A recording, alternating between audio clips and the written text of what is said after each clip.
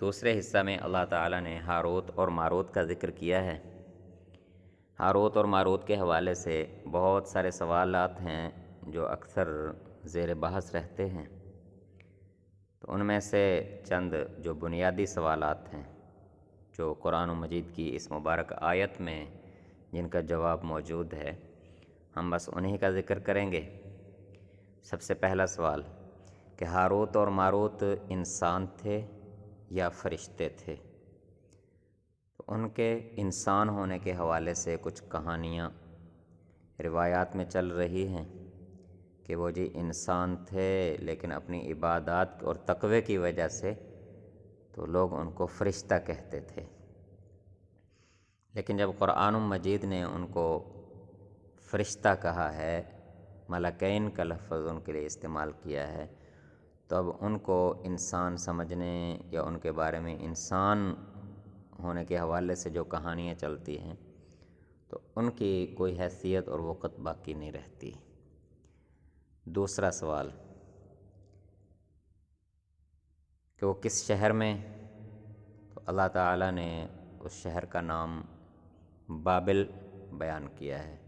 وما انزل علی الملکین ببابل، یہ مشہور شہر ہے تاریخ میں اور انبیاء کرام کے حوالے سے اس شہر کا نام معروف ہے۔ تیسرا سوال کہ ان کو کس مقصد کے لیے بھیجا گیا تھا؟ اس میں بھی دو قسم کی کہانیاں روایات میں گردش کرتی ہیں۔ کچھ کہانیاں ہیں کہ ان فرشتوں کی آزمائش اللہ تعالیٰ نے کی، اس کے حوالے سے کچھ واقعات بیان کیے جاتے ہیں کہ جو ان کو آزمائش میں ڈالا گیا، لیکن یہ سوال بھی اپنی بنیاد سے ہی غلط ہے کہ فرشتوں کو اللہ تعالیٰ نے کبھی بھی کوئی اور اس کی کہیں سے بھی کوئی ثبوت نہیں ملتا کہ اللہ تعالیٰ نے فرشتوں کو اس طرح کی کہیں آزمائش میں ڈالا ہو۔ البتہ یہ کہ جو انہوں نے اس قوم سے لوگوں سے کہا کہ ہم ایک آزمائش ہیں، تو لہٰذا آپ اس علم کو سیکھنے کا مطالبہ ہم سے نہ کریں جو کہ اللہ تعالیٰ کی طرف سے صریحاً منع ہے، یعنی کہ جادو اور سحر کا جو علم لوگ ان سے سیکھنے کا مطالبہ کیا کرتے تھے، تو وہ ان کو صاف منع کیا کرتے تھے کہ آپ یہ نہ سیکھیں، ہم ایک آزمائش ہیں۔ تو اس کا مطلب ہے کہ وہ آزمائش لوگوں کے لیے ایک آزمائش تھی، وہ آزمائش فرشتوں کے لیے آزمائش نہیں تھی۔ اب اس پر بھی بہت ساری کہانیاں ہیں کہ وہ فرشتے تھے جی، ان کو آزمائش کے لیے بھیجا گیا زمین پر، وہ آزمائش میں ناکام ہو گئے اور پھر انہوں نے کوئی گناہ کر لیے، پھر ان کو فلاں سزا دی گئی۔ تو یہ ساری کہانیاں بھی روایات میں موجود ہیں، لیکن ان کا بھی سرے سے کوئی بنیاد نہیں ملتی ہے۔ تو اس سے اگلا سوال اب یہ پیدا ہوتا ہے کہ آخر کون سی آزمائش مقصود تھی انسانوں کی جو فرشتوں کے ذریعہ سے کی گئی؟ اس پر قرآن مجید نے کوئی جواب نہیں دیا اس سوال کا کہ آخر وہ کون سی آزمائش تھی، کس وجہ سے انسانوں کو اس آزمائش میں مبتلا کیا گیا۔ البتہ جب ہم قرآن مجید کی باقی مقامات پر باقی قوموں کے حالات کو پڑھتے ہیں تو مختلف قوموں کی طرف سے، مختلف لوگوں کی طرف سے اکثر یہ مطالبہ اٹھایا گیا کہ اللہ تعالیٰ کی طرف سے فرشتے ہمارے پاس کیوں نہیں آتے، یہ پیغمبروں کے پاس کیوں آتے ہیں، وہ ہمارے پاس آ کر ہم سے بات کیوں نہیں کرتے کہ ڈائریکٹ ہمارے پاس آئیں، ڈائریکٹ ہم سے بات کریں۔ اگر اللہ تعالیٰ کو کوئی ہدایت مقصود ہے، ہمیں کوئی ہدایات دینی ہے، تو ڈائریکٹ فرشتے آ کر ہمیں ہدایات کیوں نہیں دیتے؟ تو باقی قرآن مجید میں جب یہ مضمون اکثر مختلف مقامات پر ہمیں ملتا ہے تو اس سے یہ اندازہ لگانا کوئی مشکل نہیں ہے کہ اس قوم میں بھی اس طرح کی کوئی ہوا اٹھی ہوگی اور سوالات اٹھے ہوں گے، کوئی مطالبات اٹھے ہوں گے کہ جی نبی تو آ جاتے ہیں، ہمیں آ کے بتاتے ہیں کہ میرے پاس فرشتہ آتا ہے، معجزات دکھاتے ہیں، فرشتے ہمارے پاس کیوں نہیں آتے، ڈائریکٹ ہمارے ساتھ کلام کیوں نہیں کرتے؟ تو پھر اللہ تعالیٰ کی طرف سے آزمائش کے لیے پھر اللہ تعالیٰ کی طرف سے فرشتوں کو بھیجا گیا، تو ان کا فرشتہ ہونا پھر ثابت کیا گیا ہوگا معجزات کے ذریعے سے، یا کچھ نشانیاں دکھائی گئی ہوں گی۔ ظاہر ہے فرشتے کھاتے پیتے نہیں ہیں، تھکتے نہیں ہیں، ان کو آرام کی ضرورت نہیں ہوتی ہے، تو اس طرح کے معاملات ان کے ساتھ ہوں گے، تو جن کو دیکھ کر لوگوں کو سمجھ آ گئی کہ واقعی یہ فرشتے ہیں۔ تو پھر دوسری طرف جب ہم دیکھتے ہیں کہ لوگ انبیاء کرام کے پاس، علماء کے پاس یا دین کے جو رہنما ہوتے ہیں ان کے پاس اپنے کچھ ایسے مطالبات لے کر بھی چلے جاتے ہیں جو کہ صریحاً اللہ تعالیٰ کی طرف سے ناجائز ہوتے ہیں، تو انبیاء کرام، علماء کرام یا بزرگان دین یہ تو پھر چونکہ شریعت کے پابند ہوتے ہیں تو یہ تو پھر منع کر دیتے ہیں۔ اگر کچھ لوگ پھر ان کاموں میں پڑ جائیں کہ جن چیزوں کا وہ مطالبہ کرتے ہیں لوگ، یا جن چیزوں کا رسموں میں، رواج میں یا لوگوں میں کوئی چیزیں چل رہی ہوتی ہیں، تو انہیں تو پھر ویسے ہی علماء حق کی صف سے نکال دیا جاتا ہے، اور پھر علماء سو میں جا کر شامل ہو جاتے ہیں۔ اور قرآن و مجید بھی پھر ایسے لوگوں کے بارے میں بتاتا ہے کہ یہ لوگوں کا مال غلط طریقوں سے کھاتے ہیں، اپنے پیٹ میں آگ بھرتے ہیں۔ تو یہ بھی مشکل نہیں ہے سمجھنا کہ جب ملائکہ چونکہ پابند نہیں تھے احکام الہیہ کے، حلال و حرام کے، وہ تو ملائکہ تھے، تو ان سے آ کر مطالبہ پھر شروع ہو گیا، جی آپ ہمیں یہ علم سکھا دیں، جی آپ ہمیں یہ علم سکھا دیں، آپ فرشتے ہیں۔ تو انہوں نے کہا کہ دیکھو یہ کفر ہے، یہ اللہ تعالیٰ کی طرف سے منع ہے یہ چیز۔ تو لیکن یہ ہے کہ اگر آپ وہ لوگ اس ضد پر آ گئے کہ نہیں ہم نے تو سیکھنا ہے، ہمیں تو یہ سکھائیں، تو وہ پھر سکھا بھی دیتے تھے وہ چیزیں۔ تو اس طرح دو طریقوں سے وہ آزمائش بنے کہ وہ سمجھاتے بھی تھے، بتاتے تھے ڈائریکٹ بات کر کے کہ یہ کفر ہے، تو فرشتوں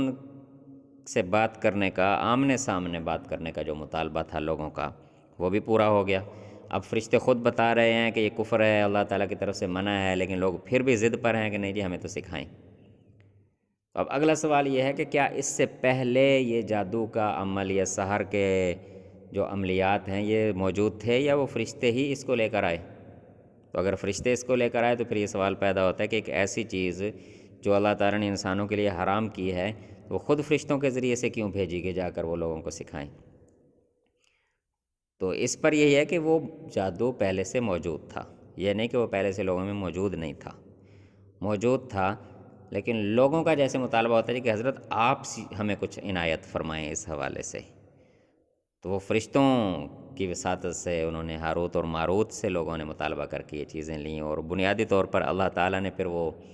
جو چیز ایک مثال کے طور پر بیان کی کہ وہ سیکھتے کیا تھے، ان کی دلچسپی کا محور کون سی چیزیں تھیں،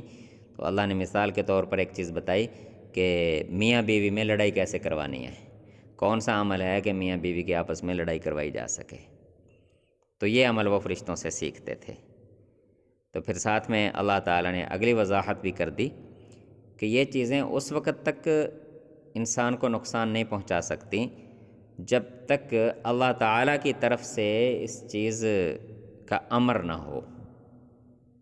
جب تک انسان اللہ تعالیٰ کی حفاظت میں ہو، اللہ تعالیٰ کی رحمت کے سائے میں ہو، اس وقت تک یہ چیزیں انسان کا نقصان نہیں کر سکتی۔ تو یہ چیزیں بھی اسی وقت نقصان پہنچائیں گی جب انسان اللہ تعالیٰ کی رحمت سے نکل جائے، اللہ تعالیٰ کی پناہ سے نکل جائے، اللہ تعالیٰ کی حفاظت سے نکل جائے،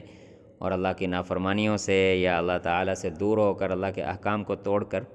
خود اللہ تعالیٰ کی طرف سے جو حفاظتی انتظامات اپنے بندوں کے لیے کیے گئے ہیں شیطان کے شر سے بچاؤ کے لیے، جب انسان خود ان سے نکلے تو پھر اگر کوئی اس پر کوئی اس طرح کے سحر یا جادو یا عملیات وغیرہ یا جنات غیبی طاقتیں نقصان پہنچاتی ہیں تو یہ معاملہ تب شروع ہوتا ہے۔ تو اللہ تعالیٰ نے پھر وضاحت کر دی کہ یہ بھی اس وقت تک نقصان نہیں پہنچا سکتے جب تک اللہ تعالیٰ کی حفاظت جو انسان کے ساتھ ہے وہ اٹھ نہ جائے۔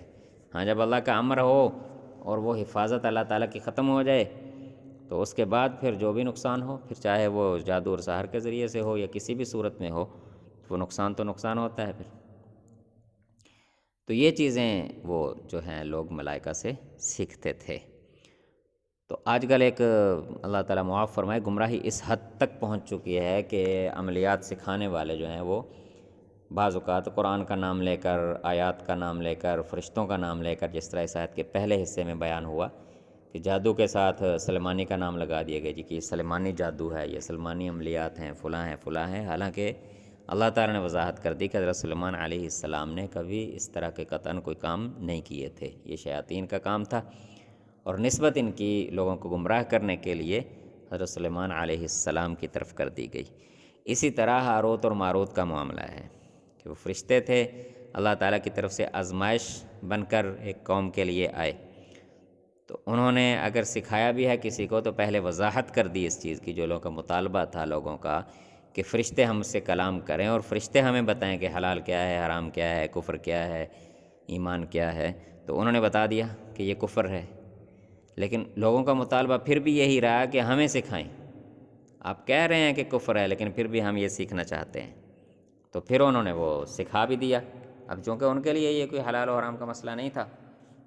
تو ان کو اجازت تھی کہ ٹھیک ہے اگر کوئی سیکھنا چاہے، اگر کوئی اس پر ضد کرے، جو ان کا خود مطالبہ تھا کہ فرشتہ اگر ہمیں کہے گا تو ہم مان لیں گے، لیکن فرشتے کے کہنے کے بعد بھی انہوں نے نہیں مانا، پھر انہوں نے اپنی آخرت کو اس طرح برباد کیا۔ اللہ تعالی ہم سب کی حفاظت فرمائے۔ اب ہم یہ آیت مبارکہ سورہ البقرہ، تو اس کو ہم دوبارہ اس کا جو دوسرا حصہ ہے وہ پڑھ لیتے ہیں۔ وما انزل علی الملکین ببابل ہاروت و ماروت، کہ لوگوں نے اللہ تعالیٰ کی کتاب کو چھوڑ کر، انبیاء کی تعلیمات کو چھوڑ کر اگر کسی چیز کی اتباع کی، تو ایک تو وہ شیاطین کا علم تھا جو حضرت سلیمان علیہ السلام کے زمانے میں انسانوں نے شیاطینوں سے سیکھا تھا، دوسرا وہ تھا جو ملکین، دو فرشتے بابل شہر میں ہاروت اور ماروت نام کے نازل کیے گئے تھے۔ وما يعلمان من احد حتى يقولا انما نحن فتنة فلا تكفر، اور وہ دونوں کسی کو بھی اس وقت تک سحر کا علم یا سحر کے عملیات نہیں سکھاتے تھے